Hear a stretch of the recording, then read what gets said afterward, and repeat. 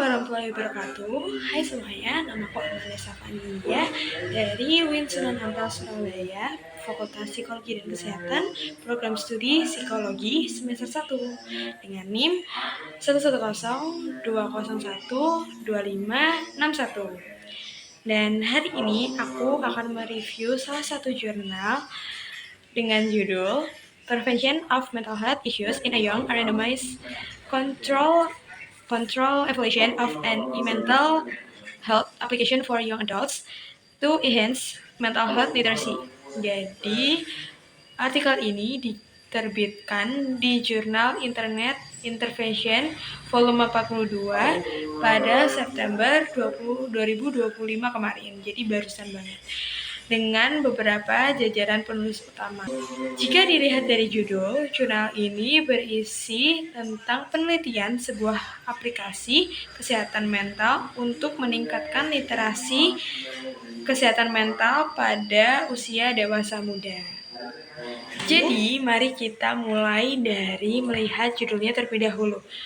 Untuk judul, ada kata-kata yaitu randomized control, di mana kemungkinan besar artikel penelitian ini akan menggunakan metode penelitian atau jenis desain penelitian ilmiah RCT atau Randomized Control Trial, atau jika di dalam bahasa Indonesia berartikan uji coba terkontrol acak.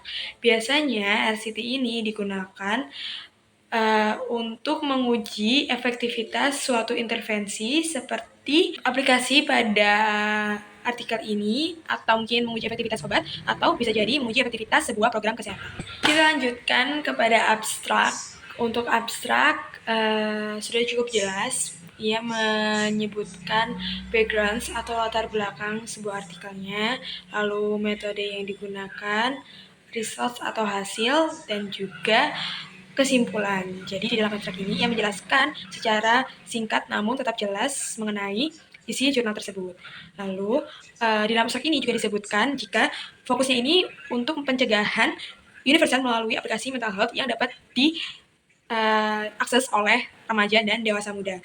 Untuk abstrak juga menyebutkan masalah kesehatan ini meningkat pada pasca wabah COVID-19 kemarin, dan karena itu butuh aplikasi ini untuk yang sebenarnya sangat bermanfaat namun kurang dalam segi pembuktian secara empiris.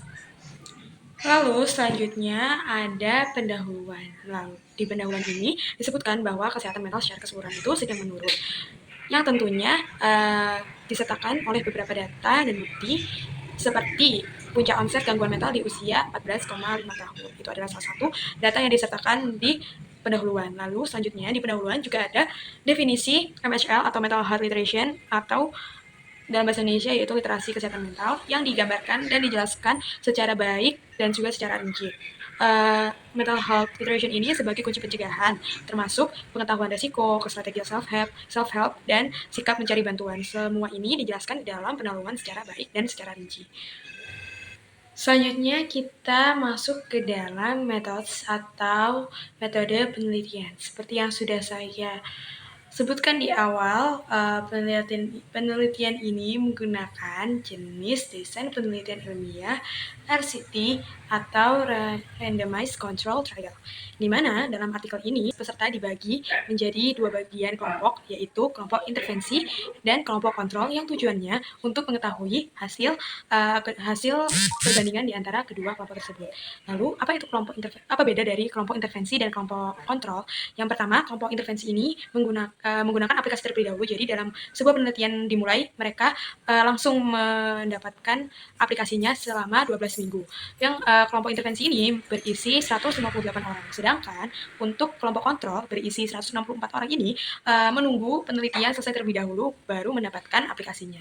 Jadi di dalam penelitian ini total pesertanya ada 322 orang dengan karakteristik 89,99% ini adalah perempuan berusia 15 sampai 59 orang yang mayoritas seorang mahasiswa atau pekerja. Lalu selanjutnya, mayoritas dari peserta penelitian ini sudah mengalami beberapa gejala ringan sampai sedang namun tidak menunjukkan klinis yang berat seperti itu. Pengukuran ini dilakukan selama 4 kali. Yang pertama adalah prates, lalu yang kedua post-test, dan yang ketiga adalah follow-up di 1 bulan, lalu yang terakhir ada follow-up di 3 bulan. Seperti itu. Kita masuk ke dalam part yang paling penting, yaitu result atau hasil. Hasil ini dijelaskan secara rinci dan jelas oleh penulis. Dan saya sudah merangkum ke dalam sebuah poin-poin utama. Yang pertama, ada kenaikan signifikan di kelompok intervensi saat post-test.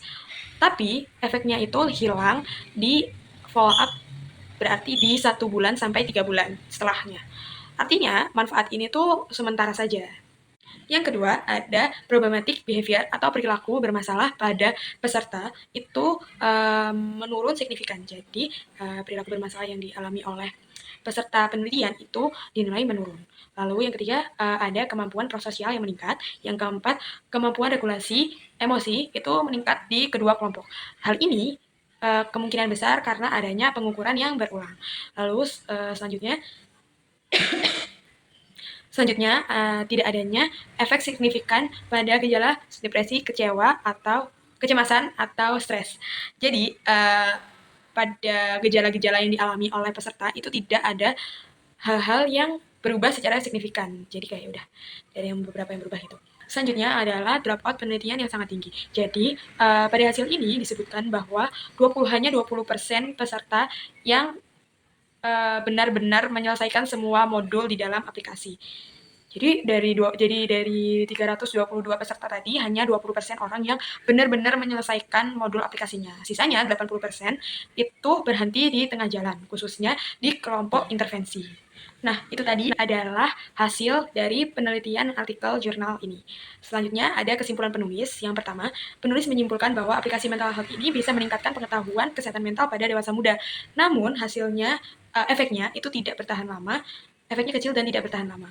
Lalu, penggunaan di dunia nyata ini sangat rendah karena penulis menilai anak muda ini susah diajak untuk komitmen kalau tidak ada pengawasan yang benar-benar diawasin seperti itu. Lalu, saran dari penulis adalah tambahkan fitur reminder yang personal dan diintegrasikan dengan terapi tatap muka. Jadi, saran dari penulis menambahkan fitur reminder personal. Jadi, setiap peserta itu diingetin di dalam aplikasi tersebut. Lalu, ditambahkannya juga integrasi terapi tatap muka. Jadi tidak hanya dari aplikasi aja, tapi juga ada terapi tatap mukanya. Seperti itu.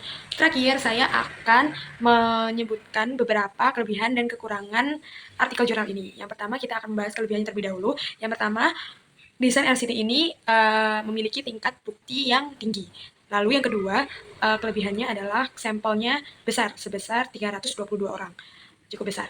Lalu yang ketiga, mengukur tidak hanya dari mental health-nya, literasinya aja, tapi juga perilaku dan regulasi emosi. Hal ini disebutkan di dalam hasil tadi. Lalu, artikel ini open access ya teman-teman, jadi semua orang bisa membaca. Lalu, artikel ini juga jujur dalam melaporkan hasilnya. Karena tadi kan disebutkan kalau drop-up-nya tinggi.